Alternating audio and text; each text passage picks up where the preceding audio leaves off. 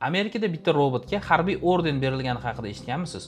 Unga to'liq harbiy sharaf bilan dafn marosimiga o'xshagan marosim ham o'tkazilgan. Ha, bu odam emasdi. Bu bombalarni zararsizlantiruvchi oddiy robot edi va u portlab ketgandan keyin uni boshqargan jasur jangchilar chindan ham yig'lab yuborishgan. Juda ham qiziqarli ma'lumot, to'g'rimi? Lekin bu yoqda boshqa narsa turibdi.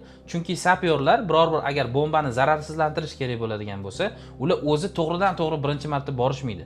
Birinchi o'rinda ular albatta bugungi kunda robotlarni yuborishadi yoki biror bir texnika orqali uzoqdan turib bombani tekshirib ko'rishadi. Va ushbu robot ham juda ham ko'plab bombalarni zararsizlantirgan va kuni kelib zararsizlantirishga harakat qilayotgan vaqtda portlab ketgan. Ana undan keyin mana shu holat yuz bergan. Ammo robot yordam bermaydigan daqiqalar ham bo'ladi. O'shanda faqat bitta yo'l qoladi.